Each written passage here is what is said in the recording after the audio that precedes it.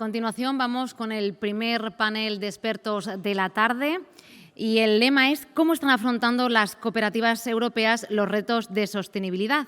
A continuación vamos a conocer qué hacen las cooperativas europeas y cómo están afrontando los retos que plantea la sostenibilidad. Para ello contamos con 4 cooperativas, cada una es líder en sus respectivos países, pero también han traspasado fronteras. Estamos hablando de cooperativas como VALIO, LANTMÄNNEN, MELINDA y EURALIS, que estarán acompañadas por el director del COPA-COGECA. Y como no podía ser de otra forma, para presentarnos a cada una de ellas, contamos con moderador al representante de la organización que representa a todas las cooperativas europeas y miembro del Consejo Rector de Cooperativas Agroalimentarias de España, Ramón Armengol. Muy buenas tardes. Muchas gracias.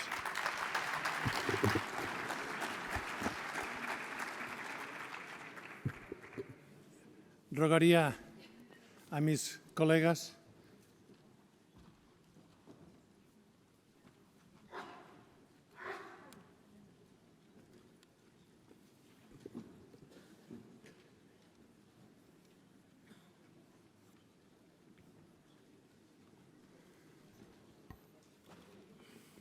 Buenas tardes a todo el mundo.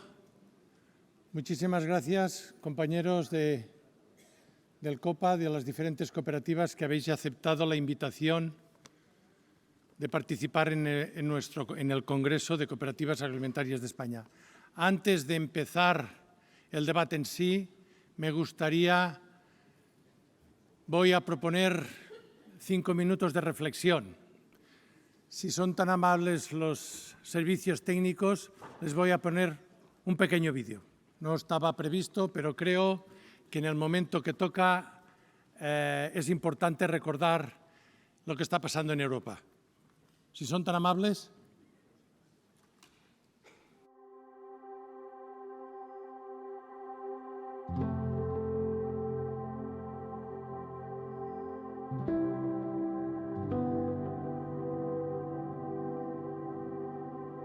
Церква 1913 року вистояла Другу світову війну і була знищена орками.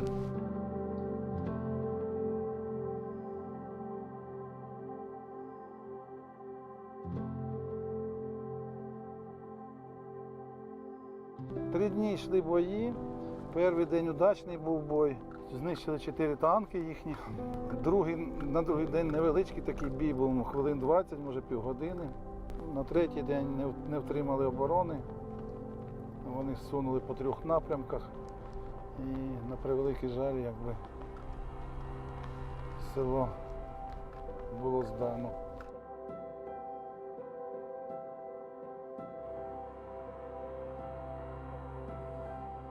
Це тут розстріляли нашого односельця, витягли з машини, тут розстріляли, машину підпалили.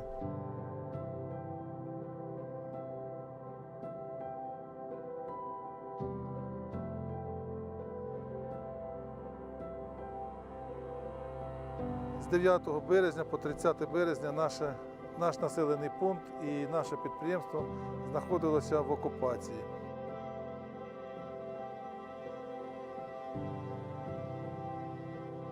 У нас було 2 тваринницьких приміщення і ряд кошар. Нас обстріляли градами. За моїми підрахунками, на нашу ферму десь потрапило 30 залпів града.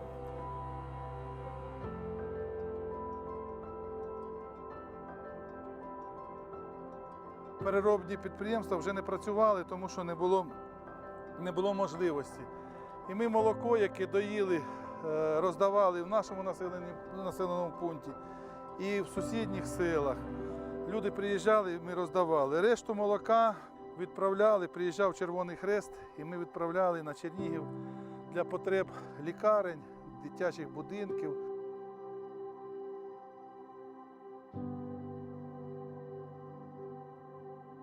На превеликий жаль, серед трупів ходять і нормальні тварини, але ми не можемо їх відокремити, тому що не можемо зробити утилізацію трупів тварин в зв'язку з тим, що околиці села заміновані, є дуже велика небезпека.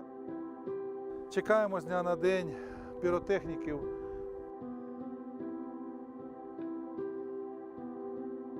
Ракета влучила ось тут рядом, ну скільки тут, 5 метрів. А всі працівники ферми впали один на одного в це приміщення. І це їм якби врятувало життя.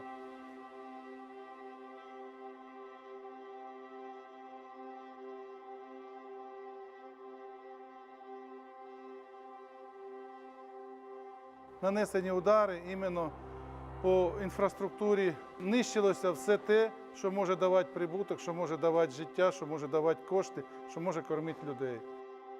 Оце ось була наша доїльна зала, якою я гордився. Прийшли гості непрошені і от таке наробили. Збитки колосальні, я навіть на сьогоднішній день не можу порахувати. Будемо відновлювати ферму, будемо відновлювати підприємство. Я думаю, воно буде ще краще, ніж було. Будемо відновлювати село.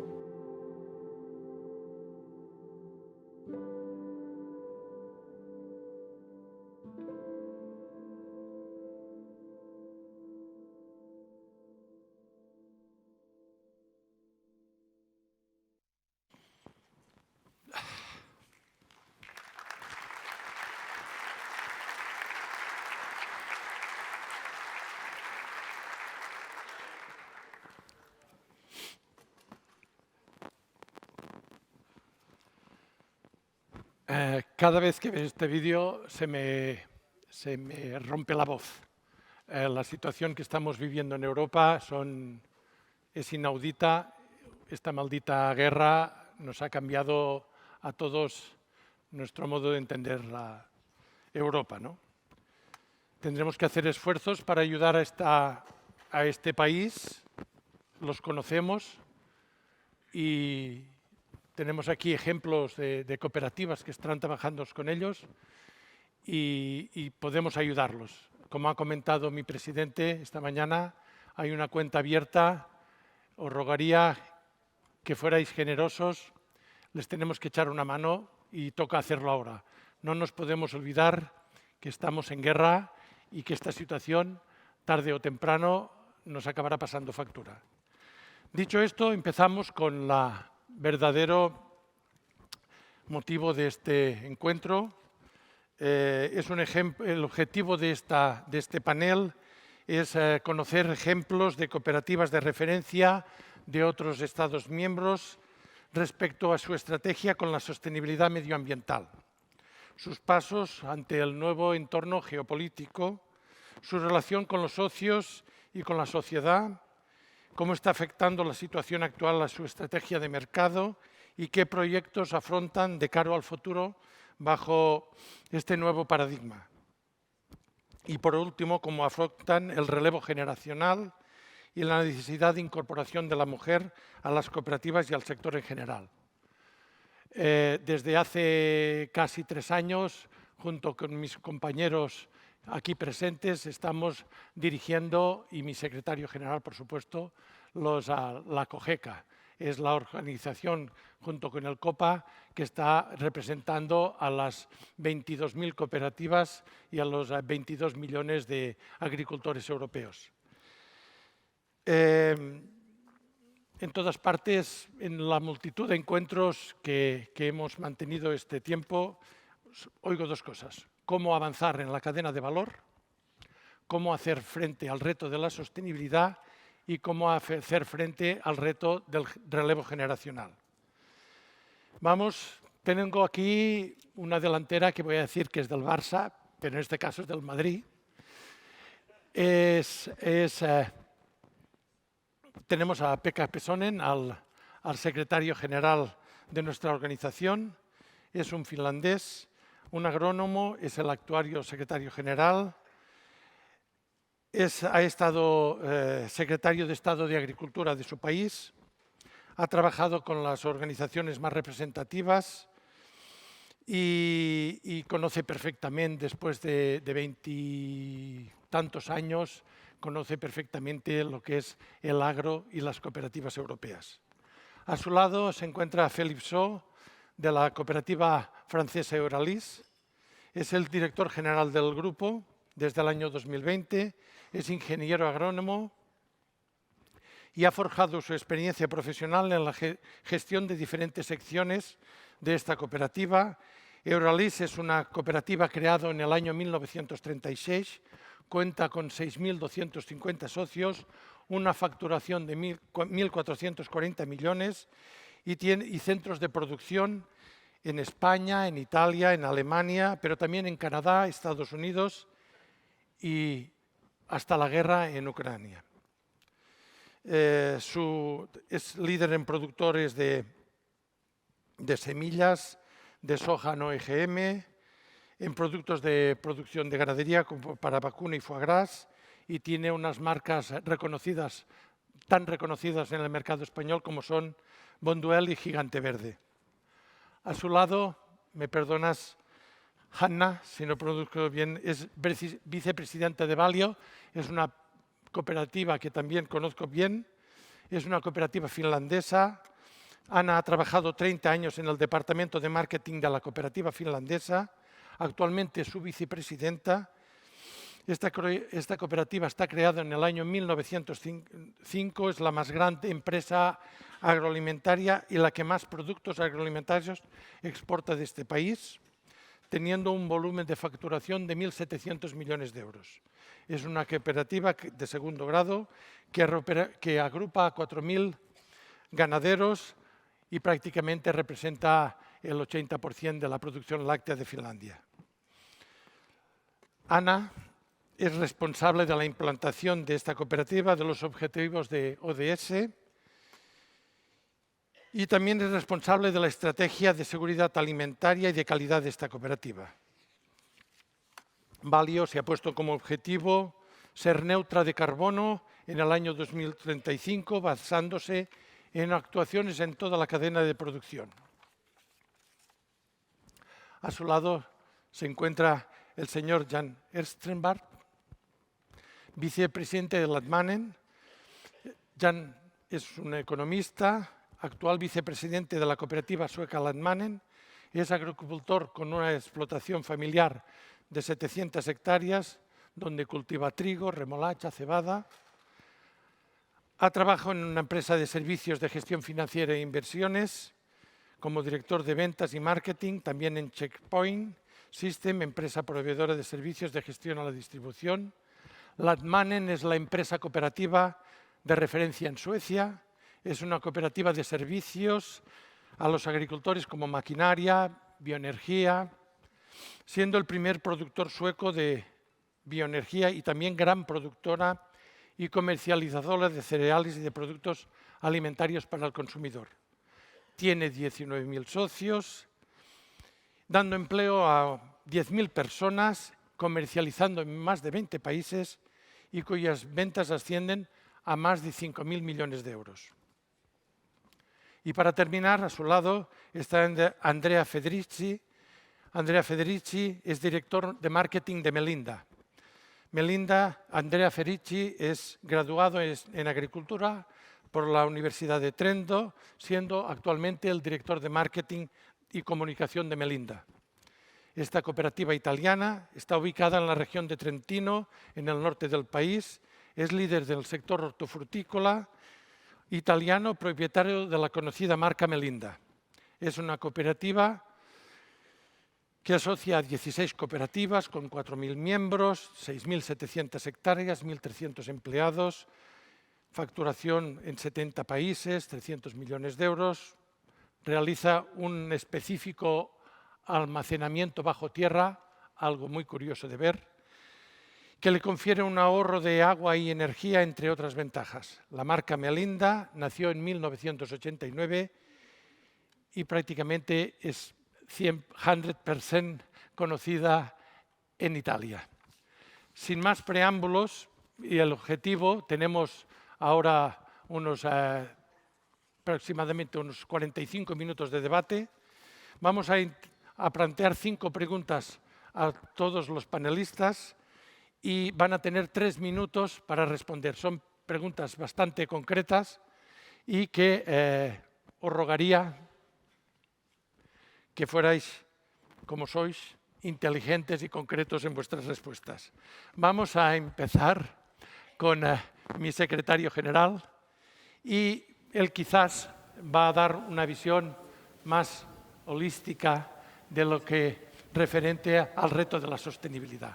Conoce perfectamente al día de nuestras instituciones europeas y le pido a Pekka que introduzca el tema del tema de la sostenibilidad, el reto de la sostenibilidad en las cooperativas europeas. Adelante.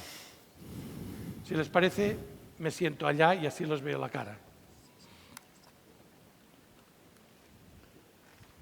Thank you very much, President. And with your permission, before I answer to your question, being a Finn and having seen the video from Ukraine and served in the Finnish military, my share, and also having 1,300 kilometers common border with Russia, 100 kilometers from Russian border, I believe that you understand me very well if I say that it has been a great honor to come here to Spain, to Madrid yesterday, when the NATO summit decided to accept Sweden and Finland to NATO membership in the coming months.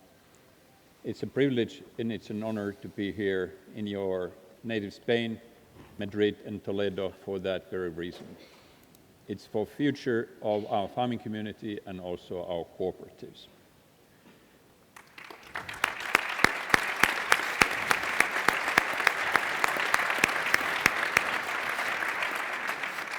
But then answering to my President's question, you know that the European Union has taken seriously its international commitments, especially in the area of sustainability.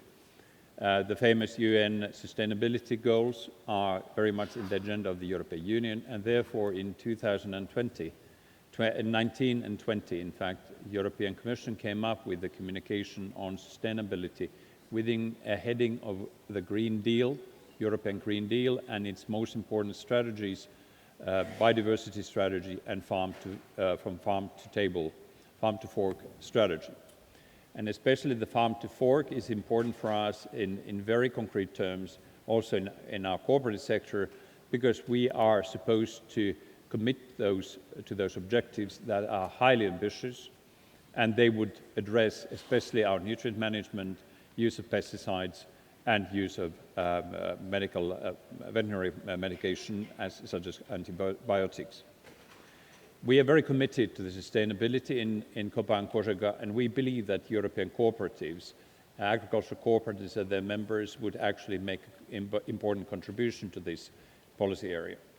However, we feel very strongly that the toolbox that the Commission has proposed is far from sufficient, and we need more assistance, more or less in line with what Tassos Haniotis said this morning to you. And when we listened to him, he actually pointed out some important factors. It's very much about technology. It's about authorizing, especially Spanish farmers, to use more performant crops and in your conditions to produce food and better food. It's about more balanced food chain and its policy consistency. It's about imports, like was mentioned several times, that they follow the same principles that European farmers and our corporate members would have to follow. It is important that we will combine now, at the time of war and its disruptions, our sufficient supplies with sustainability. These three elements have to be put together, and we believe and we feel very strongly that this would not happen without the assistance of the cooperatives and their members. And knowing Spanish agricultural cooperatives organization for all my 25 years in Brussels, I'm absolutely convinced that you actually play a very important role, not only here in Spain, but also at European level. So therefore, we call European Union, European institutions, Commission, Parliament, and the Council to make sure that we have sufficient toolbox to sustain agriculture in a better manner, producing higher quality food, better food, and in sufficient volumes in future, and doing that in a way that the society would support us in our strive for more environmental production. That is our general orientation in COPA and COGECA, and we are very committed to that with your strong support. Thank you very much. Muchas gracias. Muchas gracias, Pekka. Philippe, es tu turno. Bueno, buenas tardes a todos. Muchas gracias, Ramón, por darme esa oportunidad de presenciar una tan numerosa asamblea que desde luego pone de manifiesto lo potente que puede llegar a ser las cooperativas en su conjunto en el sector alimentario. Además, viendo el video que hemos visto, que me habla personalmente mucho, porque he pasado mucho tiempo en Ucrania, en Rusia también, he podido comprobar que la producción agrícola, el sentimiento el orgullo de producir es el mismo en muchos países, y lo hemos visto en el video, que pase lo que pase, van a reponer la capacidad productiva para seguir alimentando la población local y más allá de la población local, desde luego. También para nosotros, pues, una cooperativa como EURALIS lleva más de 80 años ayudando a los agricultores a producir más y mejor para alimentar la población, y el futuro está en transformar esa capacidad de producción, por lo cual preparar un futuro sostenible es nuestro lema también, continuando siendo el apoyo para todos los agricultores para producir más y mejor y ayudar a comercializar lo mejor posible sus producciones. La visión de una cooperativa como la nuestra es realmente continuar y preparar un futuro para enfrentarnos a los retos de mañana y sobre todo teniendo en cuenta las nuevas necesidades que tienen que dirigir, partiendo del mercado, partiendo de la transformación del cambio climático, de las 3C, como digo yo, que son el consumidor, el ciudadano que tiende a exigir cada vez más cómo producir, o el clima que está cambiando, pues preparar este futuro y acompañar a los agricultores para poder enfrentarse a ese nuevo reto.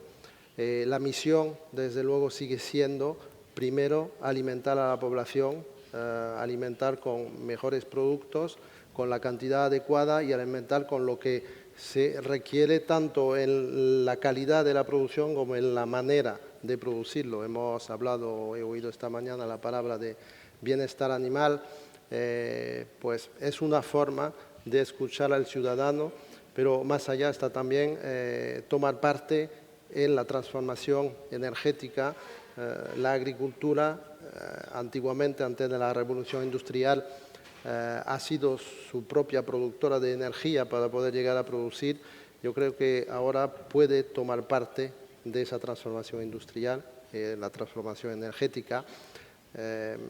No digo tomar toda la parte, hay que saber dónde estamos, pero no nos podemos quedar fuera de juego, y viendo eso tenemos que ir tomando más parte de la sociedad, de la actividad económica en la que estamos involucrados. Una cooperativa es un ente económico, yo creo que el ministro lo ha recordado esta mañana, que tiene mucho más responsabilidad que lo que nos creemos en la construcción de la economía de mañana, por lo cual no solo socialmente, pero también económicamente tenemos que tomar parte de esta transformación y reconquistar parte de la cadena de valor, aunque seamos una pequeña parte de la sociedad o cada vez menos numerosa, pero no dejamos de ser el primer eslabón de la cadena, y la visión de la cooperativa es llevar todos los agricultores y mirar para el mismo lado. Muchas gracias.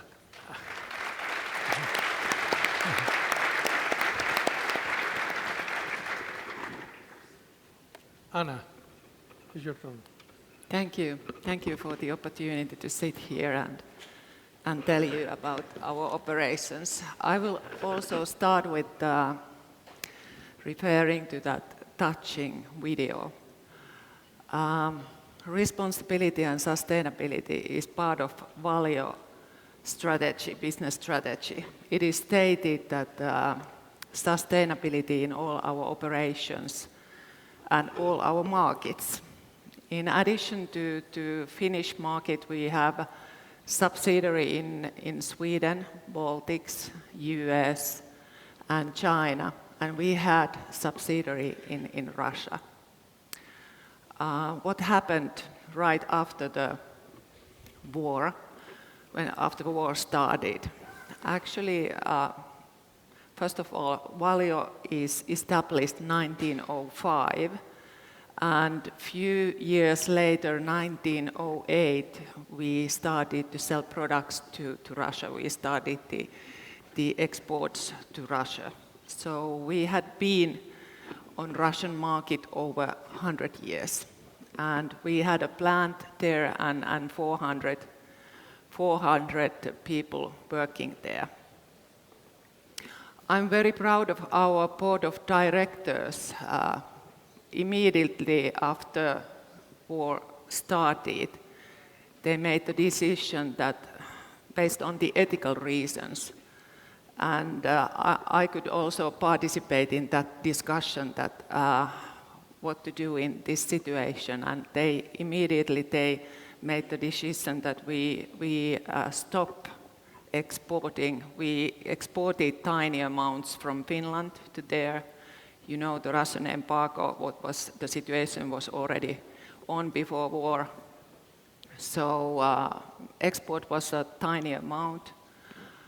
But operations in Russia, really we had some 100 million euro turnover there.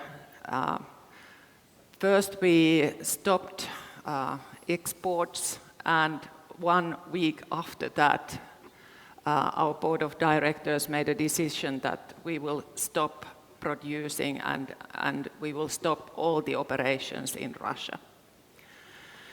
And yes, then what to do? You know the cases. We were lucky. We managed to sell our operations, the plant, and of course our people could continue their work, and all this happened in 8 weeks. So we could end the M&A in 8 weeks, so we succeeded in this situation. But your actual question about our mission in terms of sustainability. Yes, we have the big program called Carbon Neutral Dairy by 2035, and that is really ambitious target. We want to reach it by our own operations, no compensating, I mean, which actually means that we cut down the emissions and we build the sinks, carbon sinks on farms, and of course we add the circular economy. We have also committed to Paris Agreement and our climate targets granted, this science-based target initiative, we got the certification, so our targets were accepted, and we have committed to cut down the emissions by 2030, so that 50% of the emissions will be cut down on farms, almost 50% on the plant level, and then 30% in our logistics. Already now we have many biogas trucks collecting milks, and so as an example, when a truck goes to farm to fuel milk, they also fuel biogas from one big farm which has a biogas plant. So this is the case nowadays, and biogas is a big mission for us. We established together with the energy company ST1, we established a joint venture, and really the big idea is to start producing biogas in a big scale. So that is our biggest program. Thank you, Hanna.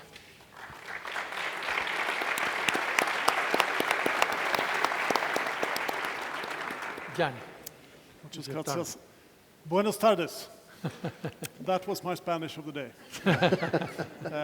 Thank you very much for welcoming me here. I represent LANTMÄNNEN today, and the question of how we're looking for the future. We have recently just revised our strategy for the next couple of years.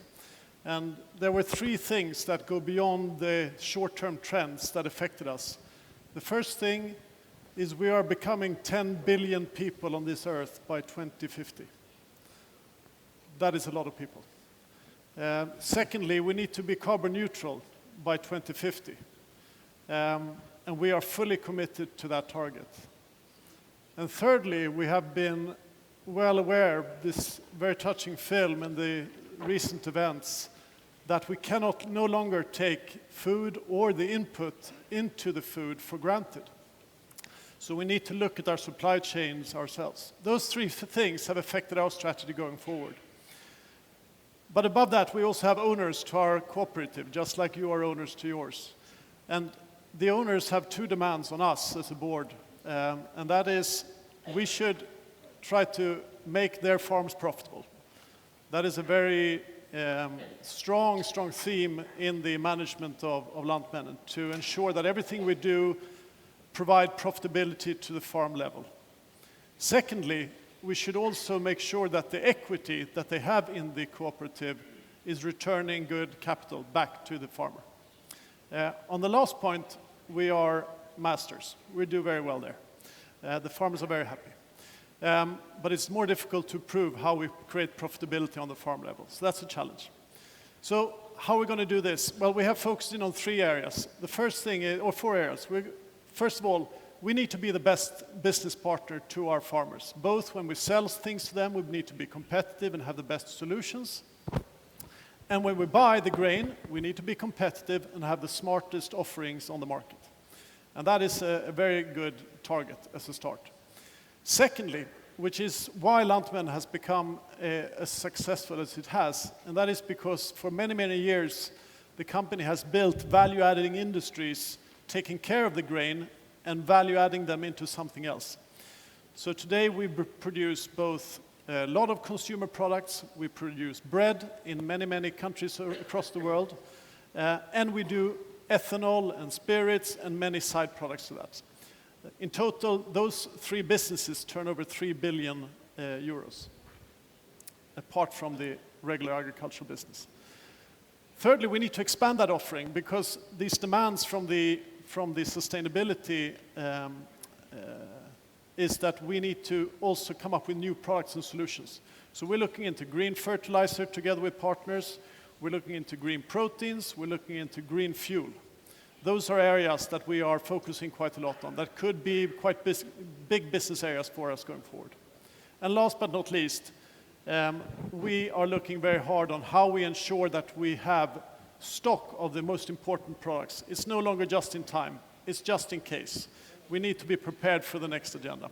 So looking how we can become more self-sufficient on critical items. So despite all these terrible events going on, it has forced, I think, the industry to become really aware of that the big moves we have to make are now possible to make because the prices levels are there. So we see quite a few opportunities in this time, even though the reason for it is really, really sad. Thank you.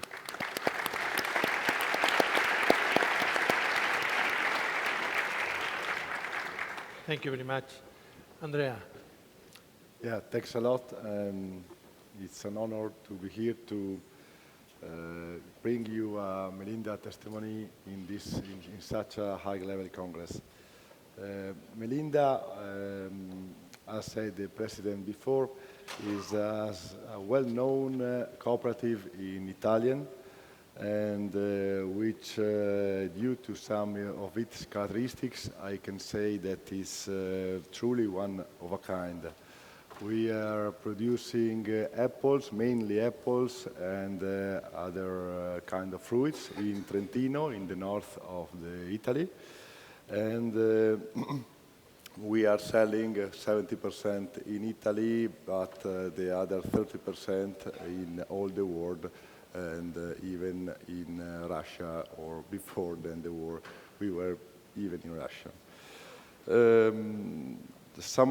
Try to summarizing our mission, I can say that we want to allow our members to earn a fair income by working in a sustainability way.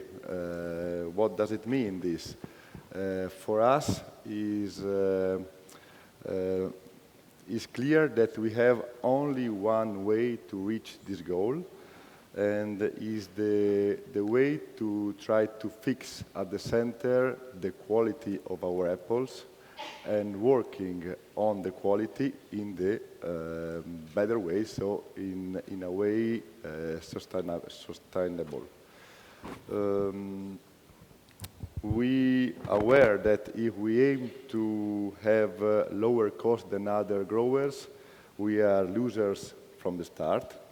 So we need to continue to identify solution projects which allows us to have high quality apples that right now are recognized in Italy and identified with our brand that is really with high awareness.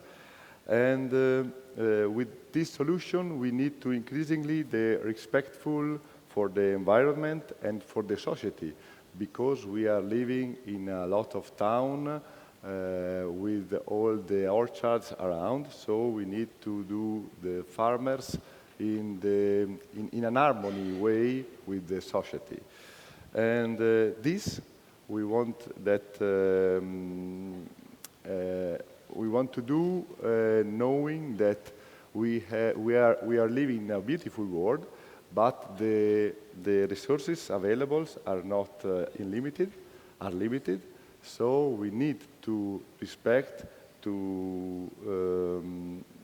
need to work respecting environment, respecting the society, and trying to guarantee good prospects to the next generation, to allow who will be next from us growing the land and doing what we love to do now in Italy. Muchas gracias.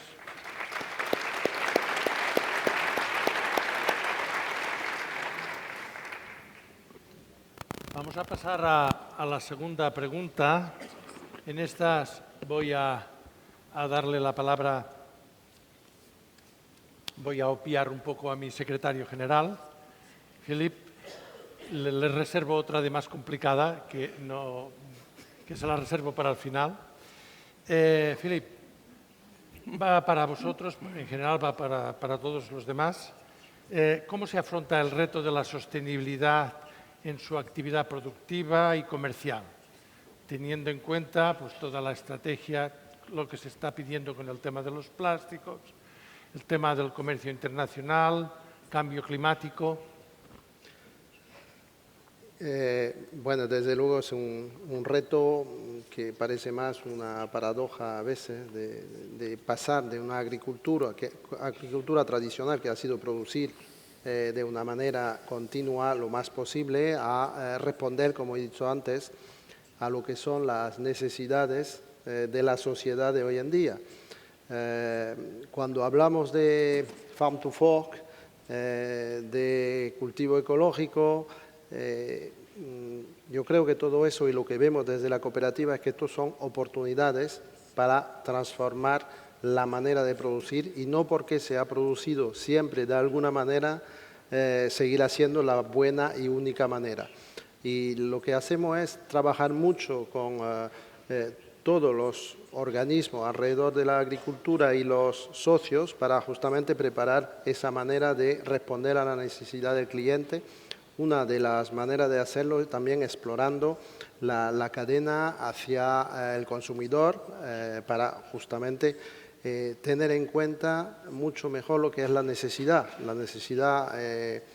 técnica en calidad, pero la necesidad también en cantidad, y aproximarse a una producción con más contractualización y asegurando así más rentabilidad a cada explotación agraria. Responder al cliente es primero establecer la regla del juego que reparten correctamente la cadena de valor. Por lo cual, todas esas paradojas para nosotros son más oportunidades para poder construir esa agricultura de mañana, y más globalmente diría que intentamos ser actores de esa producción, contribuyendo a su evolución, que cuando hablamos con la ciudadanía a través de las autoridades o a través de la Comisión Europea, no estamos hablando con el enemigo, no nos lo podemos tomar así como si fuéramos víctimas de lo que nos viene encima.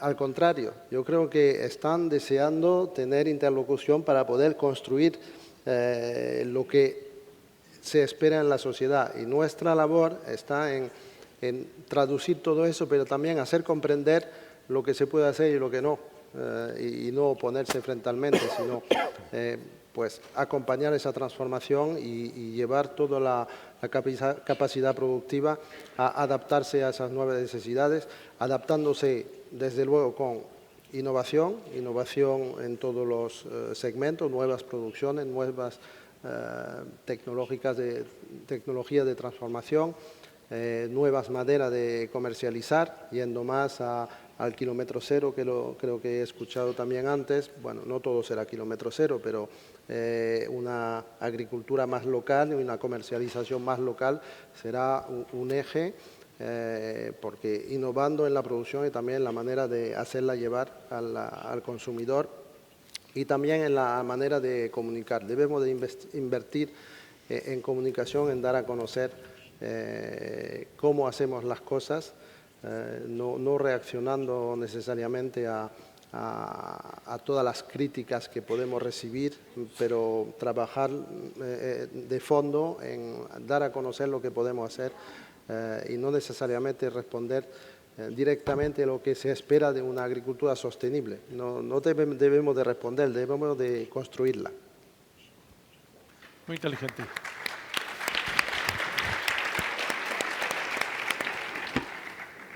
La misma pregunta le trasladamos a Hanna. ¿Cómo veis vosotros, cómo afrontáis este reto? I totally agree with you that cooperatives, we have the sustainability is a possibility for us, because I saw it when my background is strongly in marketing and branding. I saw it everywhere, that when I said that I come from the cooperatives, people think that you act in a very responsible way, in a sustainable way. It's perceived as a responsible business model. So I think that's a good asset for us. In VALIO, I see that the case has been already for a long time, so that we always think about the whole chain, the whole value chain, starting from the farms. And we operate very closely from VALIO company together with our farmers and cooperatives, so that everyone can participate, and we always look all the details in the value chain.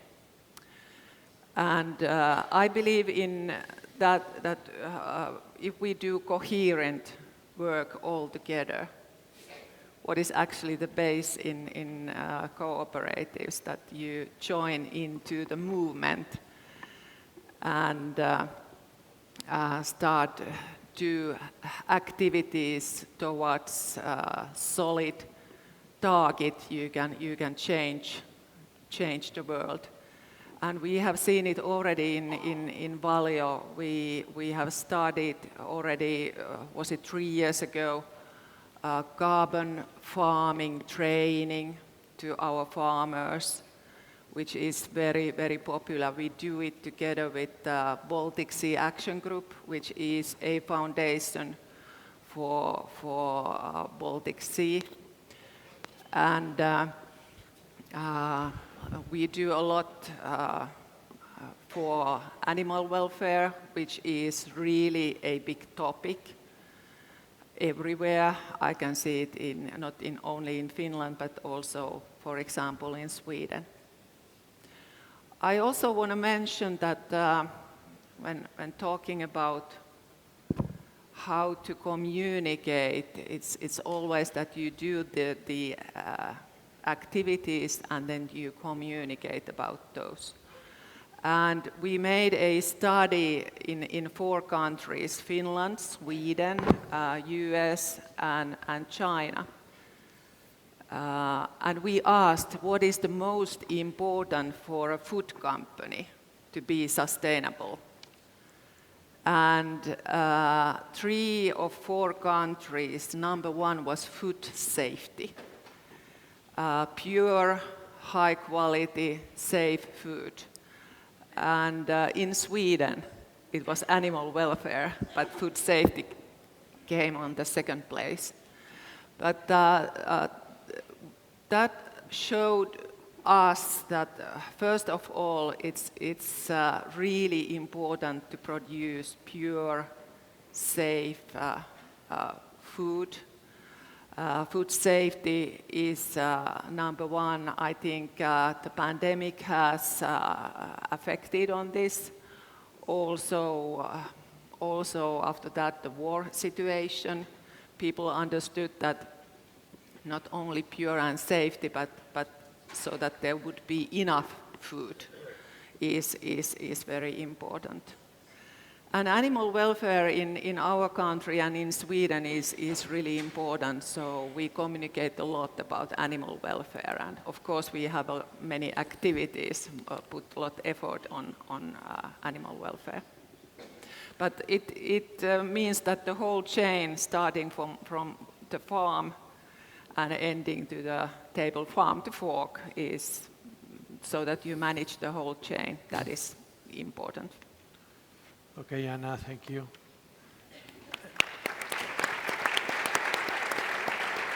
It's your turn. Okay, my turn. Well, I think this is probably the crunch of the whole sustainability issue. How do we as farmers manage to get something for the work that we do? And I don't know how you feel, but in my experience, I tried to sell some high-level rapeseed oil a few years ago, claiming that I did a lot of things, but no one was really prepared to pay for it. But it has changed, at least in certain segments of the market. And I will give you a couple of examples what we do at LANTMÄNNEN to speed up the sustainability, both in the production and in the marketing side. And starting with the seed breeding, we have invested heavily in technology to be able to speed up the number of varieties we can get out in 1 year. So now we, instead of a variety taking 20 years to come out with a new variety of a wheat, it now takes 5 years.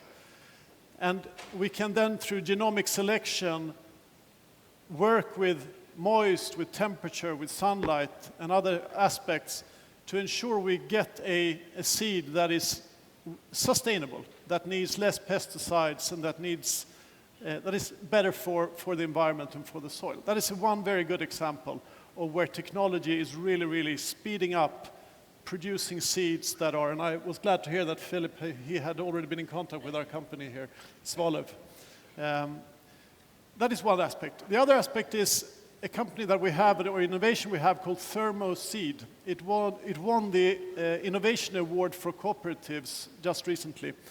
And there is, we biologically treat the seeds rather than chemically treat the seeds, meaning that they are disease-free, and also that the farmer that is working with the seed doesn't have to touch and feel on a chemically treated seed. So it's biologically treated. And that is fantastic. We don't use anything else at home anymore, and the staff really like it. The third example, and that I think is the most important, is that a couple of years ago we created in LANTMÄNNEN a concept that we called climate and nature. So climate and nature means that the farmer needs to do a couple of things to produce a climate and nature wheat or a climate and nature barley. Examples of what they have to do. They have to go on a smart driving course to drive their tractors in a smart ecological way. They have to use precision-based fertilizer equipment. They have to put out squares in the middle of the fields where the birds can dive down and get their feed so that we create biodiversity, etc. A couple of things that they have to do. Now, why is this concept really good? Because it's easy to explain. And it's easy to explain to you because you know it. But you can actually explain it to your wife or to your husband when you get home, and they will understand it. So normal consumers will understand it. And therefore, they're also prepared to pay a little bit extra for that product. And because we have the whole chain from farm to fork within LANTMÄNNEN, we now put this climate and nature logo on all our consumer products. And it's starting to become well known. We've just launched it in Finland a couple of weeks ago, and the response has been also very positive. And I think that is a sign that you can actually start to be paid for the climate and the sustainability initiatives that you do as a farmer back home. I think that is extremely good. So I'll leave it at that. Thank you very much.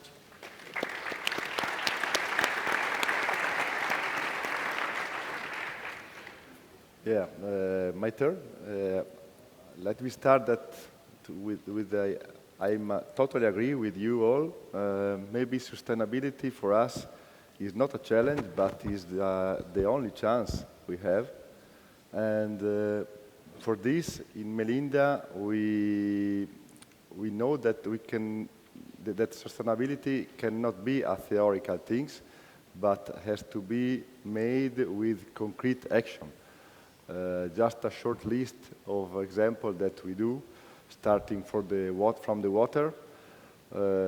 Thanks to the drip irrigation, we are saving more than 30% of the water that we need to irrigate our orchards, and we use 100% of this method in all our 6,700 hectares of orchards. Energy.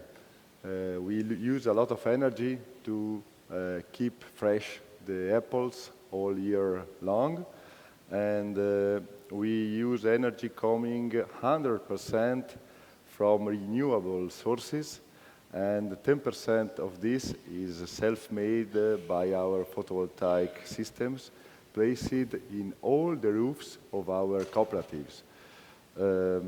We talk about 5 million kilowatt-hour per year, so it's a really big quantity, and we have the project for this year to do this double for the next year.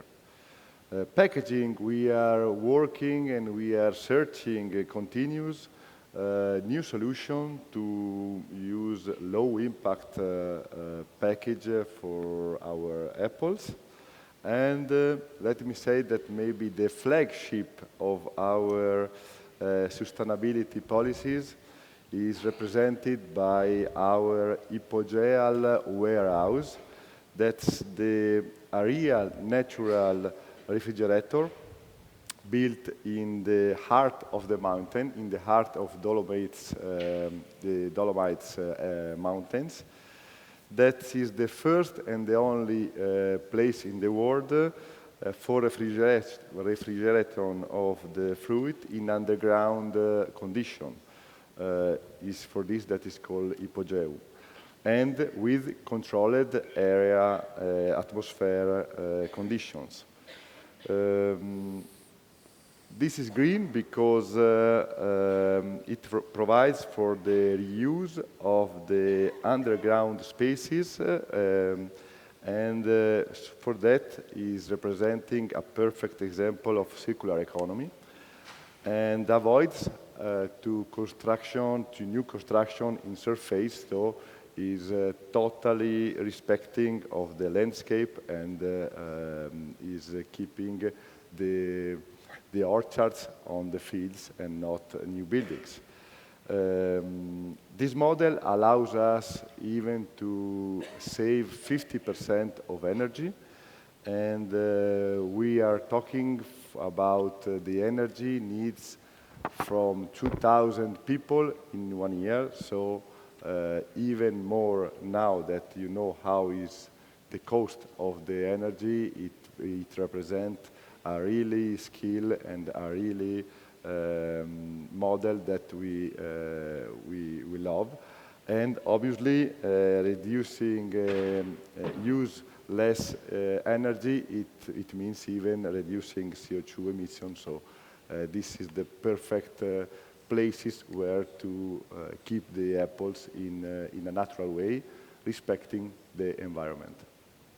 Okay, thank you very much.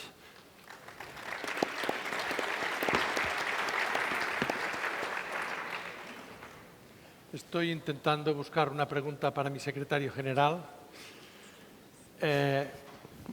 Comercio internacional, acuerdos comerciales, sostenibilidad. Sabemos la complejidad. Esta mañana el ministro ha invocado la cláusula de reciprocidad, que he dicho en francés, la clause miroir. Esto parece que está encima de la mesa de todas las actuaciones de los ministros. Ser, yo diría, muy exigentes, no como producimos aquí, sino como tienen que producir en nuestros proveedores. Pekka, tú conoces perfectamente cómo se juega en Bruselas la complejidad de los acuerdos comerciales. ¿Cuál es tu opinión acerca de cómo puede evolucionar unos acuerdos comerciales que tendrán que avanzar? Porque el escenario geopolítico ha cambiado completamente con la crisis de Rusia. ¿Cuál es tu opinión sobre dónde tenemos que trabajar con Estados Unidos? ¿Cómo tenemos que trabajar con Mercosur? ¿O crees que podremos o no podremos influir en nuestra política comercial?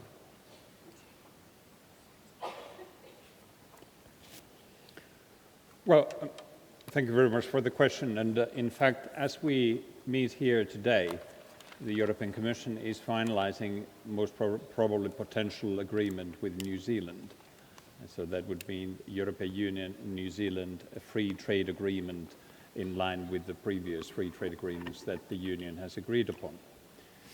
And there are some fundamental elements that we have followed over the past few years, and that is actually the key question is that what can we agree with our trading partners in relation of our own agriculture? And like the minister pointed out, and also some other speakers pointed out this morning, we must ensure that our farmers and also other business operators or within the value chain will be treated fairly. We have existing legislation in the EU that would guarantee that in many respects for the competition, for instance, but we need to make sure that those standards that you as a member of a cooperative must deliver in producing food and fiber must be respected when it comes to imports. This is simple and everybody would agree on this. But then when we take a look into the details, how this would be implemented in practice, I believe that you share my concern and our concern in our organization when quite recently, when we had a serious market disruption because of the war, we had all of a sudden a shortage of feed material and we needed to discuss where to get the feed to feed our animals and avoid unnecessary slaughter. So we are becoming more interdependent. We are becoming more dependent in many other operators in our own operations. And this clearly is a phenomena that you see in your operations too. Very typically, those of you who produce pig meat, like my president, are very much dependent on dozens of sub-markets of pig meat and pig carcass parts internationally.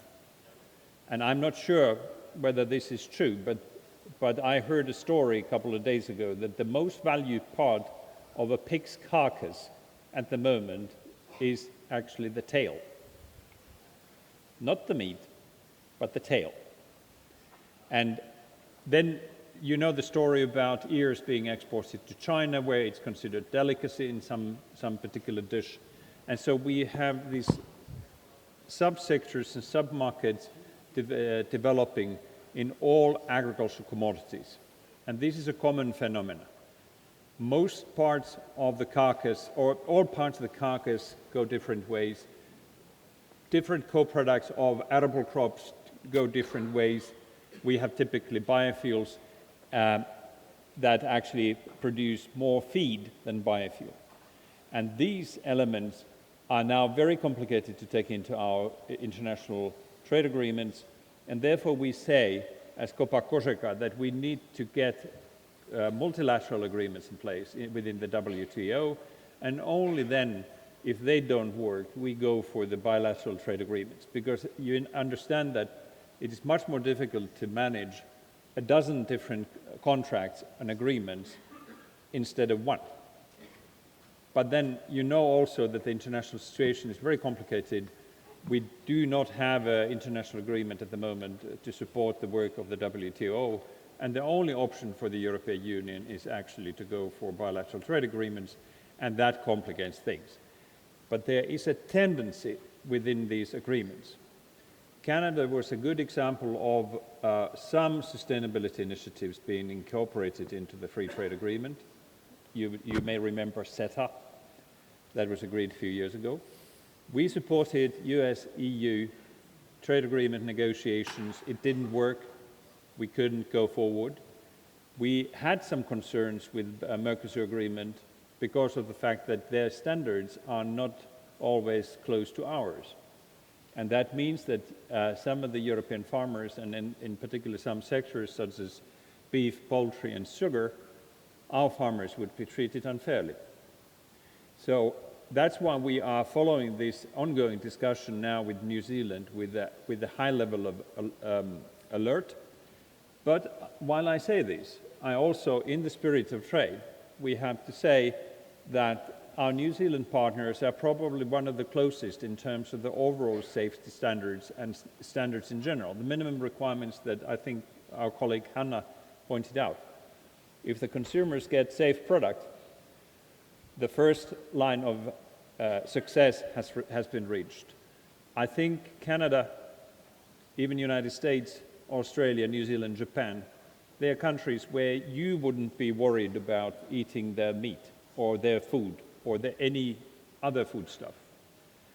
But when we go to some other parts of the world, this is not clear. And the last point that I would like to point out is that the European Union, by the sheer volume that we represent, is a beacon of the world trade. Our partners in third countries look at the European Union, what we do, what European farmers need to do. They don't necessarily like it any more than we do, but they see this as a guideline for the future development. I give you one single example to finish, and that was about 10 years ago when we set up a World Farmers Organization in South Africa. And together with my team, we were coordinating this, and we held serious discussions with our partners in other parts of the world. And the East African delegation made it very clear.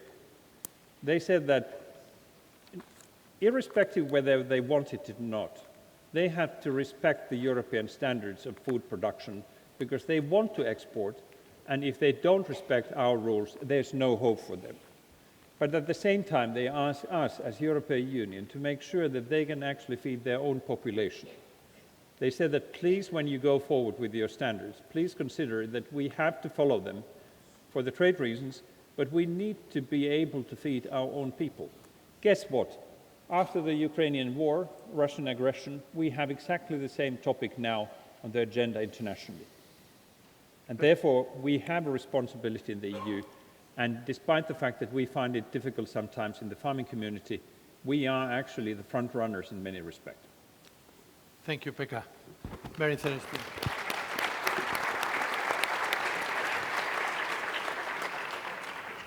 Como se agota el tiempo, voy a ir a preguntas más concretas y perdónenme si les pongo en un compromiso, pero voy a ser concreto con las preguntas.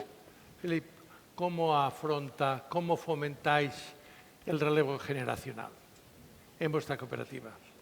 ¿Qué hacéis? ¿Qué hace la cooperativa para que haya un relevo generacional adecuado? Digamos, es un punto importante donde digamos, se centra todo lo que son el gobierno electivo de la cooperativa, es mirar para los jóvenes. Los jóvenes son el futuro de las cooperativas, los que son más capaces de llevar a cabo todas estas transformaciones que necesitamos para construir esa agricultura sostenible de mañana. El relevo generacional, estamos hablando también de mixidad, de abrir el mundo de la agricultura a más mujeres, las hay ya, pero abrir a más mujeres y más allá de eso es abrirlo a gente que no es necesariamente del gremio agrícola, porque si queremos formar parte de la sociedad tenemos que incorporar al gremio agrícola gente que no necesariamente viene de la agricultura y puede al mismo tiempo abrir el mundo agrícola a la sociedad en lugar de encogerse. Ya somos menos del 5% de la población y necesitamos incorporar al gremio agrícola más gente que forma parte de la sociedad para que estemos todos en un conjunto si queremos coger la parte en la cadena de valor que representamos como productores agrícolas. Por lo cual, pues incorporar no solo mujeres, también gente que no solo viene de nuestro gremio. Eso pasa por incorporar en los consejos de administración jóvenes, al poder ser jóvenes que vienen de todos los horizontes, con toda la diversidad de las producciones que tenemos en nuestras cooperativas. En EURALIS en concreto, últimamente se ha llevado a cabo un aumento del número de consejeros en las cooperativas, especialmente enfocado a incorporar jóvenes y mujeres. Y desde luego yo lo veo desde el punto de vista del director, da un nuevo impulso. También preguntan más cosas y están más abiertos a incorporar nuevas prácticas y a abrirse a construir con la sociedad nueva forma de agricultura de mañana, cuando hasta ahora veníamos más siendo opuesto a cambios necesarios, ¿no? En ese proceso de transformación, en esa misión que es la nuestra de producir, pues lo hemos recordado todos, bienes alimentarios de calidad, en cantidad, y volver digamos, recobrar una rentabilidad equilibrada para el mundo agrícola. Por lo cual es complicado, pasa por una renovación generacional, es lento también, pero hay que mantener ese rumbo de incorporar jóvenes hasta en los órganos de gobierno de las cooperativas. Muchas gracias. Hanna, ¿cómo afrontan el tema del relevo generacional las cooperativas finlandesas? ¿Qué hacéis para estimular este relevo? First of all, some figures. When I look this from VALIO point of view, we don't have that kind of a challenge. But then I wanted to compare and check the figures from Pohjolan Maito, which is the northern Finland cooperative, and the average age of the members of the board in this Pohjolan Maito is 45.7. So I think that is not that high, and I was surprised that it's almost the same in VALIO. I think we have a good situation also when I look at this from women and gender equality perspective, actually want to mention that in VALIO, our executive board, first of all, we have women CEO and women 60% and men 40%. So situation in VALIO is good, really good. In this Pohjolan Maito Northern Finland cooperative, I checked the figures, so there are, in the board there are 8 members, and of whom 2 women, so 25%. But then your actual question, how to promote, how to keep the cooperatives attractive, I think, of course, profitability, money is always important, and you mentioned digitalization, because I can see that when we have brought, for example, mobile app for calculating your environment, your carbon footprint on farm. So, of course, the younger farmers, they are really interested in taking this kind of a new, if I can call, gadgets, and start to follow from their mobile what is the carbon footprint on farm and how to manage it. So I think digitalization is one, money, and of course when we produce high quality, good products, have a brand that really consumers appreciate, and of course our customers in retail and B2B. We sell, for example, a lot whey powder and industrial butter over 60 countries in the world. So I think all these all together, but of course you have to do some work also to kind of to make it so to get younger people on working on the branch too. Thank you, Hanna. Yeah.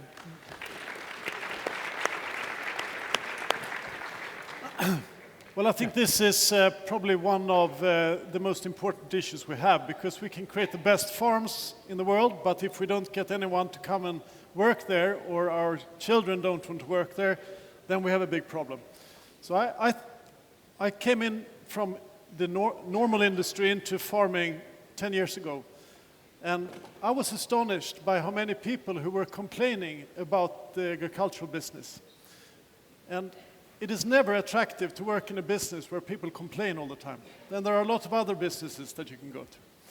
So I think it starts with us. We need to start talking very positive about our own business and our enormous opportunity to address these seriously important questions of food security and sustainability and energy that we are have all the solutions to. So I think it starts with us.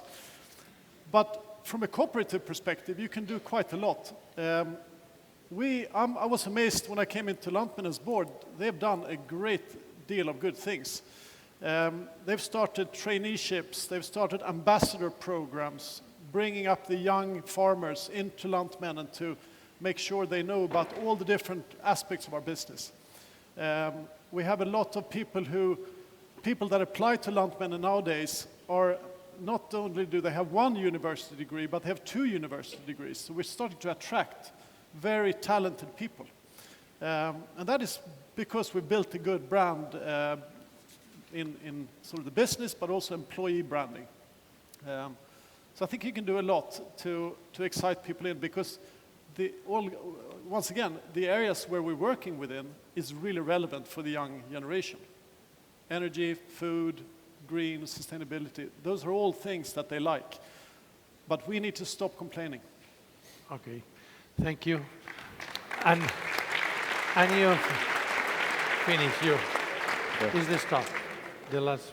Okay. Yeah, let me start with good info about women in our company.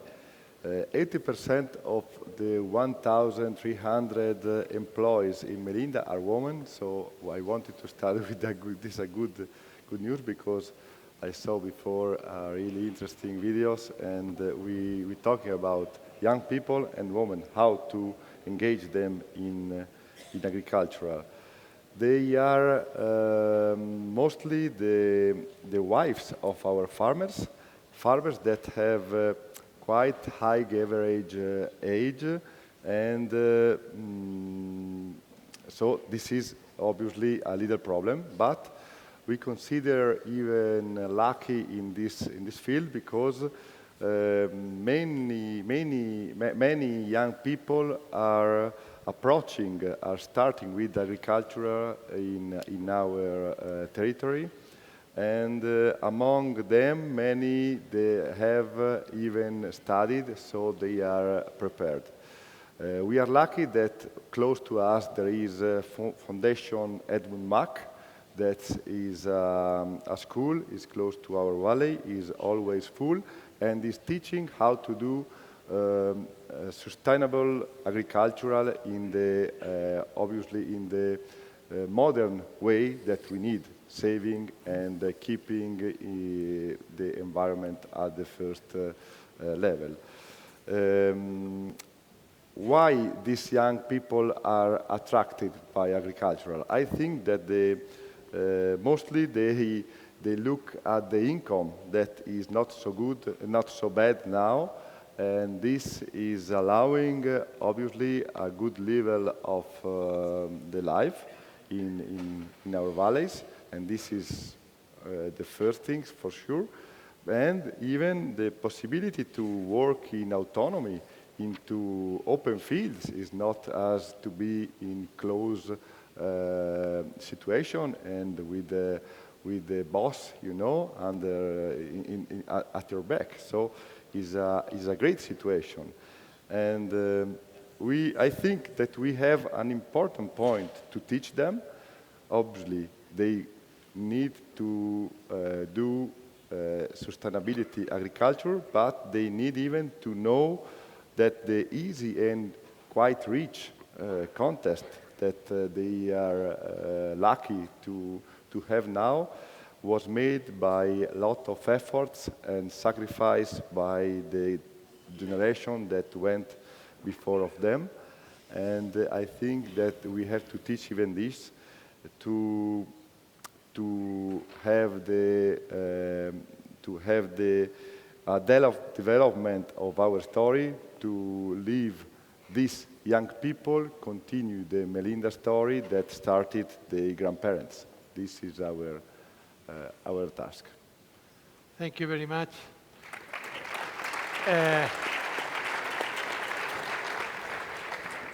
Con esta intervención hemos terminado nuestra hora de panel.